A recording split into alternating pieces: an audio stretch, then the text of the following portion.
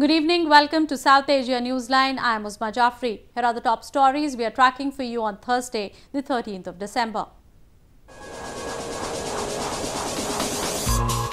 Two terrorists neutralized in encounter in India's Jammu and Kashmir.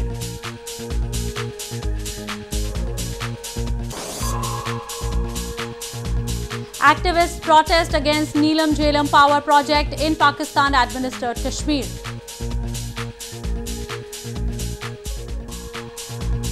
And Sri Lankan Parliament passes confidence vote backing ousted Premier Wickeremesinghe.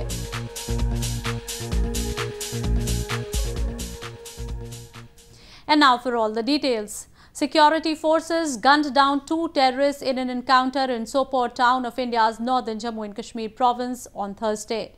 The slain terrorists reportedly belonged to Pakistan-based Lashkar-e-Taiba terror group. Two terrorists were neutralized in an encounter by security forces on Thursday in Sopore town of India's northern Jammu and Kashmir province. The encounter, which broke on Wednesday, was suspended during the night to avoid any casualties.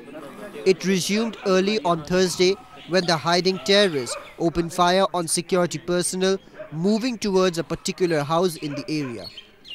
The security forces retaliated, during which two terrorists belonging to Pakistan-based Lashkar-e-Taiba terror group were gunned down, officials said.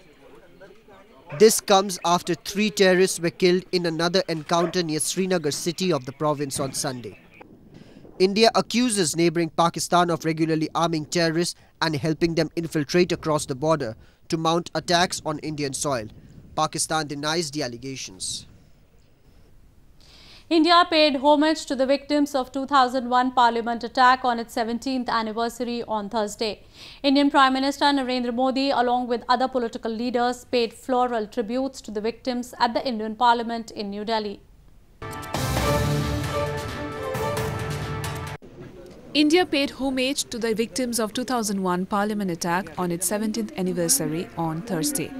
Led by Indian Prime Minister Narendra Modi, members of the Parliament paid tribute to those killed in the attack at a memorial in the Parliament premises. Indian Vice President Venkaiah Naidu, former Prime Minister Manmohan Singh and other lawmakers joined the Prime Minister in paying floral tributes. The Parliament attack in the year 2001 killed 14 people, including 5 terrorists, 6 security personnel and 3 government staff. Parliament एक केवल पत्थरों का बना हुआ भवन नहीं है, बल्कि लोकतंत्र की प्रतिमूर्ति है और उस प्रतिमूर्ति पर पहली बार किसी की नज़र लगी तो वो था आतंकवादी। आज समय आ गया है कि सच्ची श्रद्धांजलि होगी कि हम आतंकवादियों के नाम पे कभी समझौता ना करें। India, after the Parliament attack, said the militants belonged to Pakistan-based Jaish-e-Mohammed and Lashkar-e-Taiba terror groups. Mohammad Afzal Guru, who was held guilty in the case, was awarded death sentence after being convicted of conspiracy to attack Parliament and waging war against the country. He was hanged in February 2012 at Tihar jail in the Indian capital. Pakistan denied any involvement and condemned the attack. Moving on. Scores of women activists held a protest expressing their resentment against the Neelum-Jhelum hydropower project in the illegally occupied region of Pakistan-administered Kashmir. A massive water crisis has built up of late, which has forced the people to either live in uninhabitable conditions or move to other places. An anti-Pakistan protest was held recently by women activists against the Neelum-Jhelum hydropower project in Muzaffarabad city of illegally occupied region of Pakistan-administered Kashmir.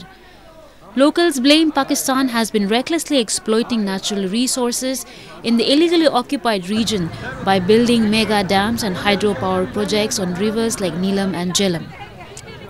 The protesters blamed the projects are not only affecting the ecology but have limited the resources for the use of local residents. ये जो दरिया है नीलम झेलम रहने दो, हमें जिंदा रहने दो। हम ये कहते हैं बाकी सारे प्रोजेक्ट रहने दो, जब तक आप पहले प्रोजेक्ट का अजाला नहीं करते, इन लोगों को पुरसकून माहौल नहीं अता करते, आइंदा आने वाली नस्लों के तहफ़्फ़ुज़ की ज़मानत नहीं देते, हम यहाँ पे कोई काम नहीं करने देंगे।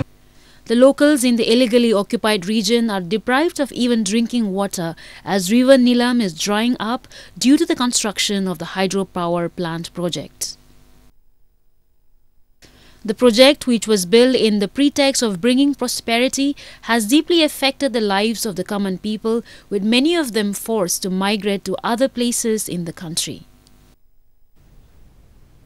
In news from Afghanistan, the Independent Election Commission of Afghanistan on Wednesday said that it has resumed the recounting process of votes from capital Kabul city under a new method following several complaints. So far, the poll body has announced the preliminary results of parliamentary elections for 23 provinces in the country.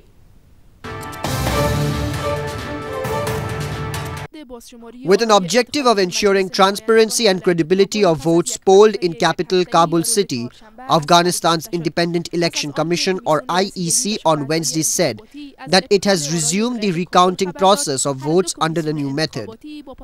This comes after the Independent Electoral Complaints Commission invalidated all votes for Kabul due to widespread fraud and irregularities in the process. Based on a new method, the two commissions will share all information and data about the elections in Kabul in order to make sure that transparency and legitimacy of the process is safeguarded.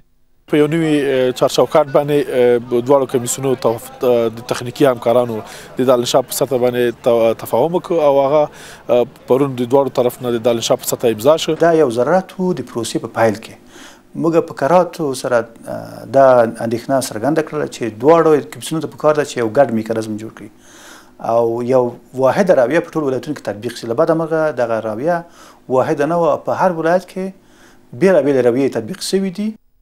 Stressing that 90% of the votes do not need recounting, the Afghan poll body said the new method would be applied only to 10% of the total votes from Kabul. So far, the IEC has announced the preliminary results of parliamentary elections for 23 provinces after the long-delayed elections for the lower house of Afghan parliament were held in October this year. More on news from Afghanistan. Afghanistan's High Peace Council has questioned the structure of government's High Advisory Board for Peace, saying low women presence in the board has been unfair.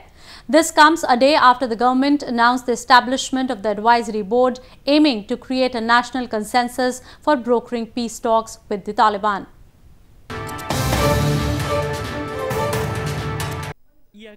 High Peace Council or HPC of Afghanistan on Wednesday questioned the structure of Afghan government's High Advisory Board for Peace, saying women's presence in the board has been unfair and unjust. Addressing a national conference on women's role in peace, a top HPC official said government has not considered a fair role for the women and youth in the advisory board. However, Chief Executive Officer Abdullah at the event assured the Board for Peace will take into consideration all aspirations and demands of the Afghan people. نسبت به این بورد مشورتی اعتراض دارم که زنان حضور مساوی ندارن، نصف نفوس جامعه هستند در وقت رای دادن، نه در وقت مشارکت. جوانان در اینجا حضور ندارن، جامعه مدنی در اینجا حضور نداره، پس به این خاطر این بورد ناقص است. The remarks came a day after the Afghan government announced the establishment of the High Advisory Board aimed at creating a national consensus for brokering purposeful peace talks with the Taliban. In a decree issued by President Ashraf Ghani, it was stated that the creation of the Board for Peace is aimed to create consensus at a national level for promoting lasting peace. Moving on to news from Sri Lanka. Sri Lanka's parliament has passed a vote of confidence in favor of its ousted Prime Minister Ranil Wickeremesinghe, seeking his reinstatement. The island nation has been locked in political gridlock since late October when President Maithripala Sirisena replaced Wickeremesinghe with Mahinda Rajapaksa.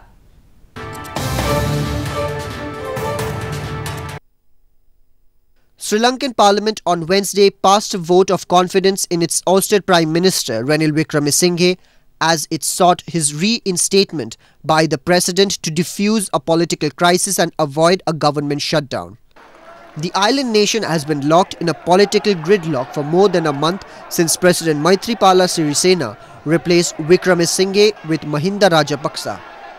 It was not immediately clear whether the confidence vote, passed by 117 votes to none, would help see Wickeremesinghe reinstated.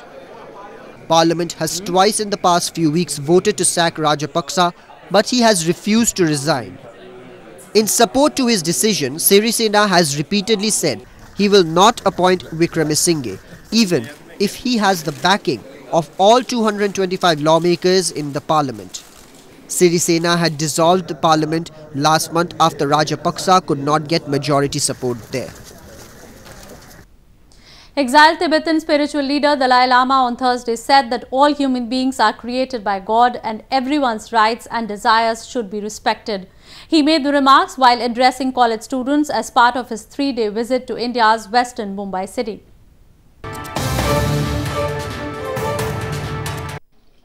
Exiled Tibetan spiritual leader Dalai Lama on Thursday said all human beings are created by God and that everyone's rights and desires should be respected. He made the remarks while addressing college students in Mumbai city as part of his 3-day visit to India's financial capital. Earlier on Wednesday, he had delivered a speech at the International Conference on the Concepts of Maitri or Friendliness in Buddhism at the University of Mumbai. Today, a lot of problems, essentially our own creation. Clearly, getting human to human being, bullying, exploitation, all these our own creation.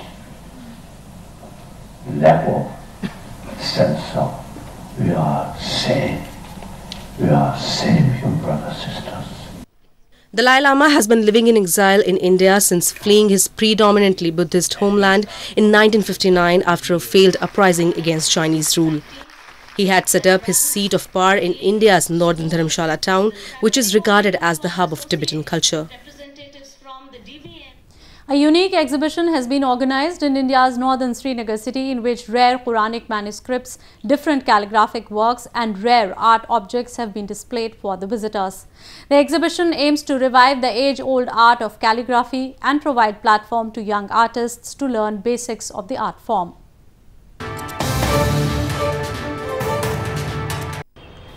A calligraphy artist from southern India, Mohammad Idris, is showcasing his calligraphic works in a unique exhibition organized in Srinagar city of India's northern Jammu and Kashmir province. The 5-day-long exhibition, organized by the Department of Archives, Archaeology and Museums, has exhibited Quranic manuscripts, different calligraphic works, paintings and rare art objects for the visitors. The exhibition is aimed at reviving the age-old art of calligraphy in the province, beside creating awareness among the youngsters about the traditional art and providing them a platform to learn basics of the art form. वादिया कश्मीर में जब पहले ज़माने में बहुत calligraphy के जो है बहुत नमूने थे, वर्क्स भी जो है किया करते थे लोग, मगर आते आते जो है ये मॉडर्नाइजेशन के अंदर, पोस्ट मॉडर्नाइजेशन आप बोल सकते हैं, इसके अंदर जो है आते आते जो है ये फ़न ख़त्म होते आ रहा है। तो मेरा जो है मकसद ये है कि लोगों के दरमियान इस फ़न का ताल्लुक़ से जो है रुझान थोड़ा ज़्यादा हो, हर जो है नौजवान जो है इसके अंदर आए, ये फ़न को सीखें और जो है दूसरों को भी जो है सिखाने की कोशिश करें। The department has also preserved large number of centuries-old rare manuscripts, holy books and other literature based on Urdu, Persian and Arabic, which have been showcased for the public to create awareness among them about their rich history and heritage. Well, that's all we have for you from South Asia this evening. Now our viewers can watch the show on southasianewsline.com. You can also visit us on facebook.com/SAsiaNewsline and follow us on Twitter @SAsiaNewsline. That's all in tonight's edition. We will see you same time tomorrow. Good night.